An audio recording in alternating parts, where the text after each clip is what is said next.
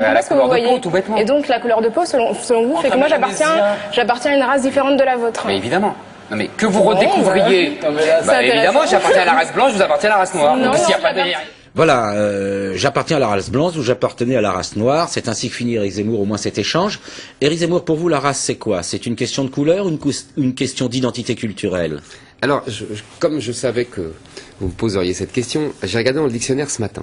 Alors c'est très intéressant parce que le petit Robert fait une analyse et il y a plusieurs définitions. Et au mot race, on explique que ça vient du XVIe siècle, je crois, et on dit effectivement uniquement des caractères physiques, c'est-à-dire couleur de peau, les traits, enfin bon. Ce qu'on appelle dans un jargon pseudo-scientifique parfois des phénotypes.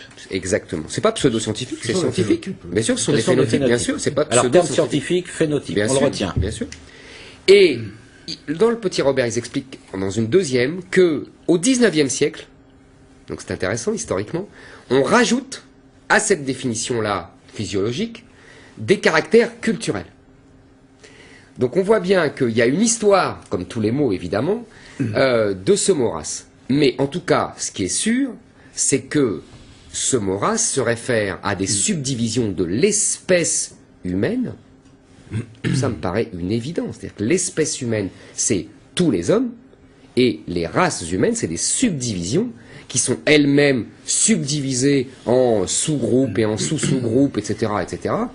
Je vois pas ce qu'il y a de mirobolant à dire ça, ni de scandaleux, ni de raciste.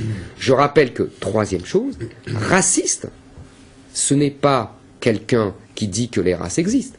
C'est quelqu'un qui dit qu'il y a une hiérarchie des races et que le fait d'appartenir à telle ou telle race les met en haut ou en bas de la hiérarchie.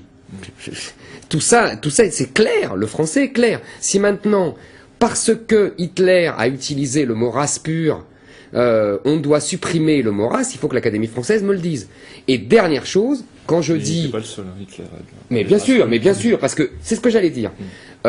Hitler se référait à une approche scientifique, pas pseudo-scientifique, scientifique de son époque, qui essayait d'expliquer, qui était obsédé par la classification, pas seulement d'ailleurs des races, classification en général, c'est le scientisme, voilà, exactement. Les scientifiques, de son époque. Mais absolument.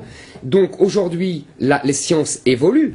Ça ne veut pas dire que ce qui est dit aujourd'hui par les scientifiques est parole d'évangile, parce que ça évoluera aussi dans 50 ans. Peut-être qu'on sera aussi dubitatif sur ce que diront les scientifiques d'aujourd'hui. Ce qu'on appelle du relativisme. Alors, et Éric Zemmour, on va vous laisser. Voilà, allez-y, non, c'est bon, bon, je reviendrai. Moi, je voudrais me tourner vers Wallace Cotra, qui est le directeur de France 2 et qui est vraiment au centre de la diversité, au centre de ces problèmes.